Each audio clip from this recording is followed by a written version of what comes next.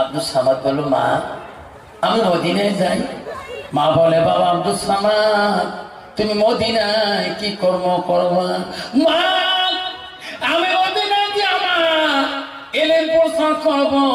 বাবারে কেমন করি এলেন প্রসার করবা? মা তুমি আমাকে বড় আলেম বানিয়ে দিছো, মদিনায় গেলে হাজিরা উট কুরবানি করে, দুম্বা কুরবানি করে।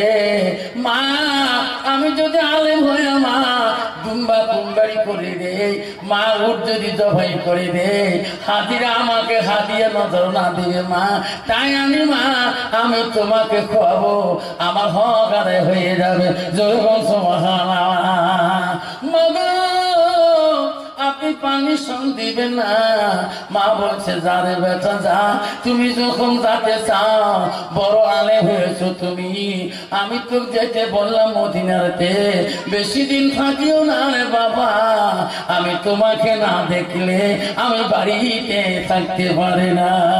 আব্দুল সামাদ মদিনায় চলে গেল, পাখি বাঁধিল, মদিনায় দেয়া হাজিরা জবাই করে দেয়, দুম্বা জবাই করে দেয়। আলেমের অভাব, যা নজর না, যা তৌফা দেয় হাজিরা তাই পকেটে জমা রাখে। 3 দিন 4 দিন চলে গেল, মা কথাটা মনে পড়ে গেল। আমার মা বলছে, রে মানিক বেশি দিন থাকিও না, আমি মা বড় কষ্ট পাবো। আমি সবাই ছড়িয়ে দুধারে ছড়িতে ওই খাপের মধ্যে ভরে রক্ত মাখা গাইছিটা নিয়ে, ওই রক্ত মাখা ঝোলাটা নিয়ে মা দেখার জন্য বাড়ি মুখে রওনা হয়ে গেলে। আর কুরবানি করব না রে, যা করেছি আমার মা বড় কষ্ট পাবে। আজ কয়দিন হয়ে যায় আমার মার সাথে দেখা হয় না। সন্তানের কথাই ঠিক দেখবি, ঠিক সন্তান যদি ছেলের মার হয়, বিদেশে থাকলে বারবার মার সাথে কথা বলল, মন চাবে। বন্ধুরা বলে, কিরে কাক ফোন করিস? আমার সাথে কথা কন রে ভাই।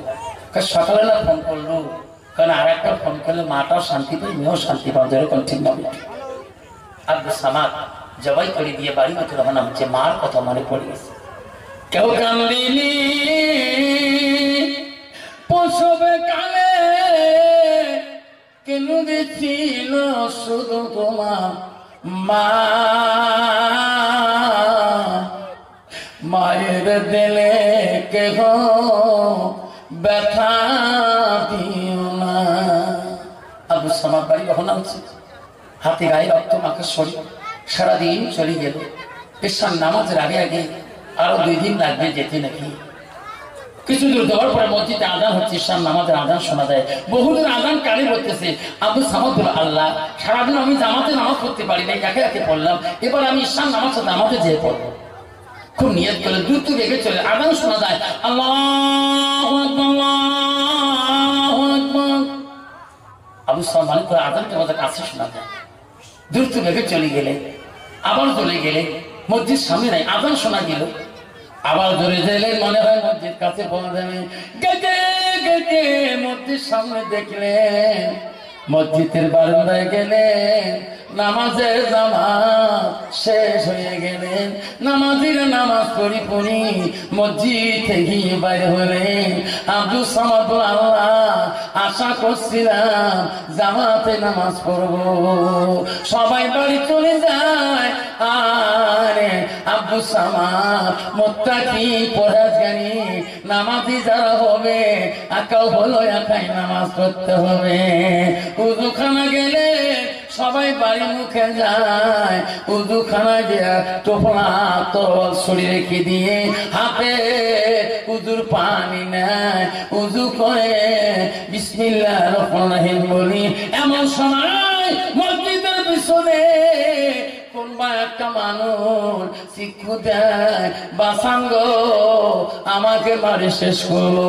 আব্দুল সামাদ কয়ে সবাই চলে গেল, এখানে তো কেউ নাই, কে গো? মসজিদের পিছনে বলে, আমাকে বাঁচাও। অন্তর উযু করিয়া দৌড়ি দৌড়ি মসজিদের পিছনে গেলেন, যেয়া দেখে একটা ঘোড়া ছুরি নিয়া একটা নির্দোষী মানুষকে গালার মধ্যে ছুরিটা বাজে দিয়েছে। আবু সামা বলে ভাই রে মারিস না রে ভাই, সবাই করিস না রে ভাই। বলতে নাই বলতে লোকটাকে দখন্ড করে দিয়ে ওই ঘোড়া পিস্টিল চড়ি দ্রুত বেগে গেল, মানুষটা খুন হয়ে গেল। আব্দুল সামাদ হুজুরখানায় চেল্লা শুরু করলো, ভাই রে আমি তো এই দেশের মানুষ না, এই সমাজের মানুষ। তোমার বাড়ি থেকে চলে গেলে তোমার সমাজে খুন হয়ে গেল। যদি একটা মানুষ চেল্লা হাল্লা করে খুন হলো তো বলবে রে এই একটা লোক ছাড়িয়েছিলেন নামাজি লোক, কোন দেশের লোক, উনি চেল্লে কেন? নিশ্চয়ই কোনো সমাজে হয়েছে। সব আওয়াজ শুনি শুনি ওই নামাজি মুত্তাকিরা আবার মসজিদে ফিরে আসে বলছে ভাই কি হয়েছে তোর? বলছে ভাই রে তোমার মসজিদে একটা লোক খুন হয়ে গেল। এই লোকটা তোমার সমাজে না বিদেশি লোক? সমাজের লোক চলে গেলেন, বিদেশি লোক না, ওই সমাজে যারা মহৎ, ওই মহৎ লোকটা খুন হয়ে গেছে। যারা চিল্লাচিল্লি করলো ওই আব্দুল সামাদের গার মধ্যে দেখে রক্তর ফোঁটা, হাতি দেখে ব্যাগ একটা বাংলায় পড়ি দেখে রক্ত মাখা ঝোলাটা রক্ত দিয়ে যাম। সবাই বলো রে ভাই তুমি বোধহয় কিছুক্ষণ আগে আমার এই মহৎ গ্রামের মানুষ থেকে জবাই করি পালাইতে পারিস নাই, এখন তুমি চিল্লা শুরু করেছো তুই ছাড়া কেউ নাকি মারে নাই। সবাই বলো ধরো এনাকে পিঠাই করো, এখন শিকার দিবে। তন্ত বাবা যার গায়ে মাথা রক্তর দাগ, হাতে ছুরি মাখা রক্ত মাখা ছুরি, ব্যাগের মধ্যে রক্ত মাখা, তন্ত কোনো মানুষকে বিশ্বাস করবে না।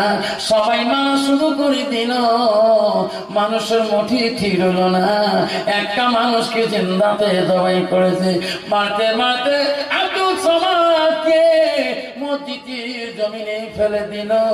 সবারই কাছে হাত পা ধরে কানলে, বাইরে মারবেন না, আমি একজন কসাই, আমি একটা মদিনার কসাই, আমি উর্জব করি, আমি দুম্বা জব করি। সবাই হাত পা ধরে কানলে,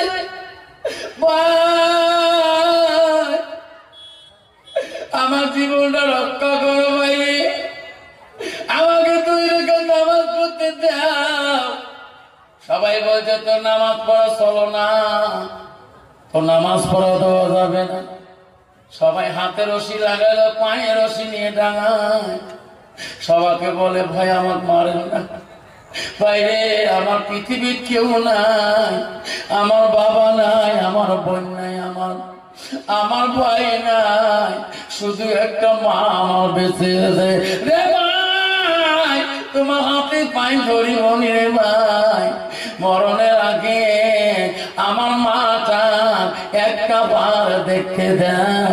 আমি আমার মা ওয়াদা দিয়েছি আমি মদিনা থেকে ফেরির কথা দেব, সেই মাটা যদি না দেখি পড়ে যায় আমার মাটা বড় কষ্ট পাবে।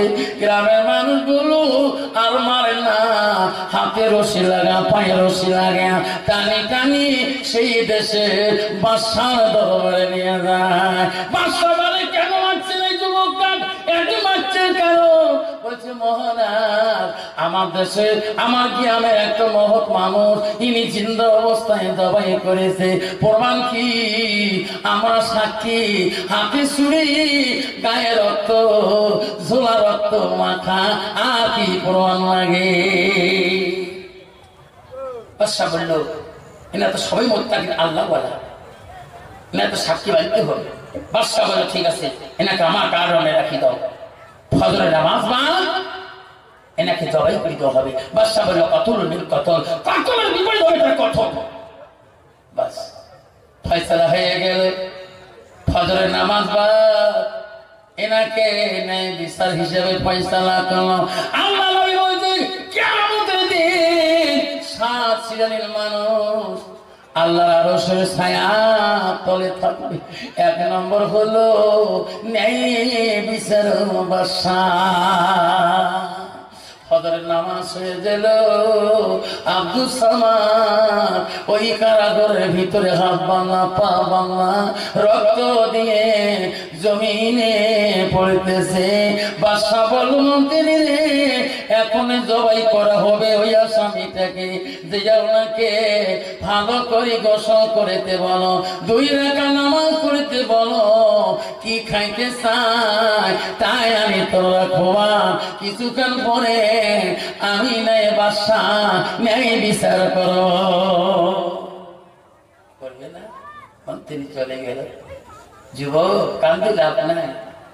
বাদশা ফজর বিশাল বাদ রায় দিয়ে দিছে, কিছুক্ষণ পরে তো মৃত্যুদণ্ড। তুমি গোসল দাও, 2 রাকাত নামাজ পড়ে দাও, আর জনগণ কি চাকরি খাবা বলো, আমি আনি। যুবক বলল, মন্ত্রী আমি কিছু খাইতে চাই না, আমি বাদশার আইন আমিও মানি। মন্ত্রী রে, ঈশান নামাজে যখন ঘোষণা করে দিতে আমি শুনছিলাম, আমি বাদশার আইন মানব রে মন্ত্রী, আমি কিছু খাইতে চাই না, আমি তোমার কাছে কিছু চাই না রে মন্ত্রী। আমার মরণের আগে আমার একটা কথা ছিল, আমি বাদশার সাথে কথাটা বলতে চাই। আমি বাঁচতে চাই না, আমি মরতে চাই। মরণের আগে আমি একটা কথা বলতে চাই বাদশাকে। মন্ত্রী বলছে, যুবক আমাকে বললে আমি বলে দেব, বাদশা তো আসবে না, তুমি আমাকে খুলে বলো। মন্ত্রী গো, আমার পৃথিবীর আপন কেউ নাই, আমার জন্য বাদশার কাছে কেউ দরকার দিবি না। আমার আব্বা নাই, আমার ভাই নাই, আমার বোন নাই, আমার হতভাগা একটা মাছ রে মন্ত্রী। বাদশার কত হওয়ার আগে আমার মাটা কি 1 মিনিট দেখতে দিবে? আমি আমার মাটার কাছ থেকে একটা কথা বলতাম। মন্ত্রী বলো, মহারাজ তোমার খুনের আসামি একটা আর্জি করছে, আপিল কি? উনি মরণের জন্য রেডি আছে, ওনার একটা ওসিয়ত, একটা দরখাস্ত কি, ওনার মরণের আগে 1 মিনিট তার জন্মদাতা মাতা একটা বার দেখতে চাই। বাদশা বলো, সর্বনাশ, এই ওসিয়ত যদি পূরণ না করি, এনার মা যদি কষ্ট পায়, আমি বাদশা আখিরাতে থেকে যাবো। আমার সেনাবাহিনী নিয়ে যা, ওই আসামিকে হাতে রশি লাগা, পায়ে শিকল লাগে, ওই আসামির মার সাথে একটা বার সাক্ষাৎ করি আমি আমার কারাদণ্ডের মধ্যে বন্দী করে রাখি দেবা। মন্ত্রী সেনাপতি সবাই সেনাবাহিনীরা ওই আব্দুল সামাদকে হাতে রশি লাগায়া, পায়ে শিকল লাগায়া ওই আব্দুল সামাদের বাড়ি মুখে নিয়ে যায়। যেতে যেতে দিন চলে গেল, হবে সাদেকের টানে ফজরে নামাজি টানি বাড়ি পৌঁছে গেল। মা ফজরের নামাজ পড়ি শেষ করি দোয়া করছিলাম, এই সময় দরজাতে আব্দুল সামাদ ডাকায়, মাগো তুমি ঘুমিয়ে আছো না? মা তুমি কি দোয়া করো? মারে আমি বিনা মার্ডারে আসামি হয়েছি রে মা, দরজা খুলি দে রে মা। মা আমি তো আদরের সন্তান আসিয়েছি। মা বলে, আমার সন্তান তো মদিনায় গিয়েছে, আমার সন্তান মদিনা উট কুরবানি করবে, দুম্বা কুরবানি করবে, আমার ছেলের শুনিয়ে কি আমাকে মা করি। মা দোয়া শেষ করি, নামাজ শেষ করিয়া আস্তে করি দরজা খুলি, দেখে রে বেটার হাতে রশি লাগা, কোমরে শিকল, মাথা দিয়ে রক্ত পড়তেছে। মা দেখি চিৎকার দিল, বাবা কি হলো তোমার? মদিনায় যাই। বাবা তুই কি করলি, তুই কি অন্যায় করলি, তোর মাথা দিয়ে রক্ত পড়ে কেন? কইছে মারে তুমি কেমন দোয়া করো মা, বিনা মার্ডারে আমি খুনির আসামি হয়ে গেছি। মা আমি শুধু তোর মুখকে দেখে দিন আসলাম মা, বাদশার কাছে এখন জেলে মা আমার জন্মের মধ্যে বিদেই কইয়ে দিবি। মা আমাকে ক্ষমা করে দাও, আমি তোমার বুকে দুধ খাচ্ছি রে মা। মা পা ধরে কাঁদে, মা বলে পানি রে ক্ষমা করে দিলাম, কিন্তু বেটা আমার কাছে ফাঁকি দিয়ে মানুষকে যদি খুন করছ খুনের বদলা পেয়ে যাবে, আর যদি খুন করো না আল্লাহ তোমার বাঁচাইবে, দেশের বাদশা খুন করতে পারবে না। আব্দুল সামাদ কান্তি কানতে মার পা ধুই চলে গেল, বাদশার কারাদণ্ডের ভিতরে বন্দি করলো। সকালবেলা বাদশা বলল তিনি ওই যুবকের ওসিয়ত পূরণ করতে, হ্যাঁ মহারাজ ওনার মার সাথে সব সাক্ষে কথা হয়েছিল, এনাকে রেডি হইতে বলো, আমি বাদশা এখন তরবারটা নিয়ে দে, জনগণের মন জয় করতে হবে, আমি বাদশা নেই বিচার কথলের বিপরীত আমি কথল করে দেব। বাদশা ছুরিটা নিয়ে দিল, তরবারটা নিয়ে গেল, ওই যুবককে চিৎকুড়ি রেখে দিল, হাতে রশি লাগা পায়ে রশি লাগা, কাল্লাটা দুখণ্ড করে দেবে, হাজার জনগণ দেখবে বাদশার নেই বিচার। যুবক তুই চোখের পানি ফেলে আল্লাহর কাছে কানে আব্দুল সামাদ, মাবুদ রে আমি কিন্তু তোর নজরে খুনি না, খুনি না। যেরকম সুবহানাল্লাহ, উনি কি আল্লাহর নজরে খুনি? যেরকম খুনি উনি তো আল্লাহর নজরে খুনি না। আল্লাহ আমি তো তোর নজরে খুনি না, আমি তোর নজরে একজন নামাজি। যেরকম সুবহানাল্লাহ, আল্লাহ তোর বান্দার নজরে, বাদশার নজরে আমি খুনি। মওলা বাদশার পাওয়ার নাই মওলা, তোর পাওয়ার। ও মওলা আমি বাধা নাই, আল্লাহ তোর নজরে তো আমি একজন মুত্তাকিন। বাদশা তরোয়াল নিয়ে গেল, যুবকের দুই চোখের পানি ছেড়ে দিল।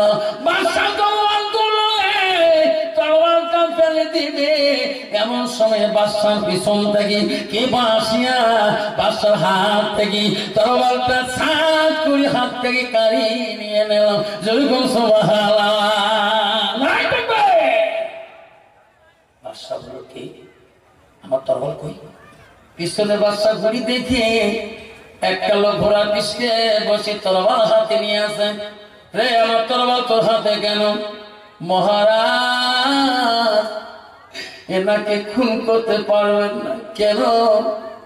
ওই মসজিদের পিছনে ওই দিন আমি মানুষটাকে খুন করেছি। ওই মসজিদের পিছনে লোকটাকে আমি জবাই করে দিয়েছি। ইনি আমাকে বাধা দিছিল, আমি বাধা মানে নাই। মহারাজ ইনি জবরদের একজন আলেম, ইনি ওলি আল্লাহ। ও মহারাজ আমি খুন করে বহু দূর গেছিলাম, কিবা আমার কানে আওয়াজ দেয় বেটারে অপরাধ করি পালাও, কিন্তু দুনিয়ায় পালাইতে পারো, আল্লাহ দরবারে সেই দিন কিয়ামতে পালাইতে পারবি না। ওই দিন তোমার হাত সাক্ষী হবে, তোমার সাক্ষী হবে, ওই দিন তোরা বলা লাগবে না। মহারাজ আমি যত দূরে যাই অত দূরে কানের মধ্যে অবস্থা আছে। মহারাজ আমি দূর থেকে আমার ঘোড়া নিয়ে ওই যেখানে খুন করছি ওই জায়গায় আসিয়ে শুনি আমার পরিবর্তে ওলি আল্লাহ দোষী হয়েছে। মহারাজ গো ইনাকে যদি সবাই করে দেন, এনার মা বড় ওলি মানুষ, এনার মার অভিশাপে আমি দুনিয়াতে ধ্বংস হয়ে যাব। মহারাজ তোমার আসামে আমি, আমার কাল্লা দুখণ্ড করে দেয়, এনাকে কাটতে পারবেন না। যেরকম সুবহানাল্লাহ। বন্ধুগণ আমার, তারপরে বাদশাটা গিরাই দিবি কিনা শুনতে পাবেন শোনারে আমরা আব্দুল সামাদের পরিবর্তে ওই যুবক ঘোড়ারা আসিয়া বাদশাহ ছুরি তোলে চলে গেলেন। বাদশাহ বলে আব্দুল সামাদ রে তোমাকে খুন করে দিলে তোর মার অভিশাপ আমি বাদশাহ পাঠাম।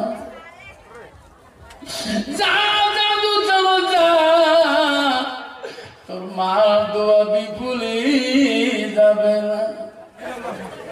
আজ রে বহু সিবি পুলিশ আমাকে ছেলে গো আমি বাসন্তীর হাট দিয়ে গেছিলাম বুড়ির হাট। সেদিন পুলিশ বলছে চেকিং করছে, 7-8 গাড়ি চেকিং হয়ে আছে। আমার গাড়িটা পিছনে নিয়ে ওই সেদিকটা বলে চাচা তোমার পেপার গুলো নিয়ে স্যারের কাছে যান, স্যার দেবী কায় অন্যাবি জানে না। যেই পেপার দিয়ে গেলাম সালাম মাথা তুমি সালাম দিয়ে বলে হুজুর আপনি কেন পেপার নিয়ে আসছেন? হুজুর কেন তোমাকে নামাইলো? তোমার গাড়ির পেপার আমি চেক করতে পারি না। বড় বিচার গো জোরে গো সুবহানাল্লাহ। আপনি চলে যান, সবার মধ্যে দোয়া করবেন। হুজুর সভা কোথায়? আমার সভা হলো চৌধুরী ঘাট কন্ট্রোলের বাজার। ওই দিন গেলাম সভা করে আসলাম, 4 দিন পরে আবার যাই ওই বাসন্তী বুড়ির হাটে চেকপুর। 8-10 খান গাড়ি আছে, পিছনে আমি করলাম।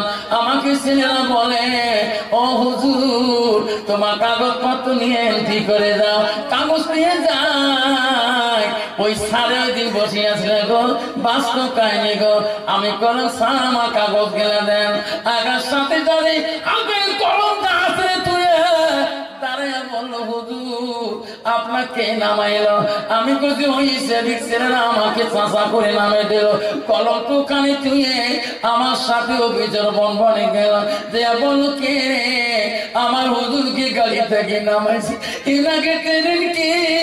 আমি যখন আমার আব্বা হাত ধরি ধরি আমি না ওয়াজ শুনতে যাই শশী নন্দন মাদ্রাসায় 2000 সালে, তখন আমি ছোট ছিলাম। আমার আব্বা হাত ধরি ধরি ওয়াজ শুনিব। এখন সেই হুজুরকে আমার আব্বা সম্মান করছে, আমার হুজুরকে আমার আব্বা সম্মান করছে। আমি অফিসে হতে পারি, আমারও সম্মান দিতে হবে। ওনার বাবা পর্যন্ত আমার সম্মান করছে। বাপ মরে গেছে, তার বড় ছেলে বড় অফিসার হয়েছে, সম্মান করবে না মানে এই জন্য বাপ আমার শরীফ ভাই দিয়েছে, মা বন্ধু বহু টাকা দিয়েছে। এই শালা বাবুদার কষ্ট মনে করবেন না। আমরা সবাই 5 ওয়াক্ত নামাজ পড়বো, রাজি আছেন? কে রাজি আছেন 5 ওয়াক্ত নামাজ পড়বো? আল্লাহ মা বাবার সাথে সব ব্যবহার করবো আর 5 ওয়াক্ত নামাজ পড়বো। দর্শক করি না দোয়া হবে। মা বলে সবাই হাত তোলেন, ইনশাআল্লাহ গামছাটা পাড়ে দেন। গামছাটা কিছু তোলেন আর হ্যাঁ মা বোনের গামছাটা পাড়ে দেন, তাড়াতাড়ি এক করে দেওয়া হয়ে যাবে। গামছাটা পাড়ে দেবেন ইনশাআল্লাহ।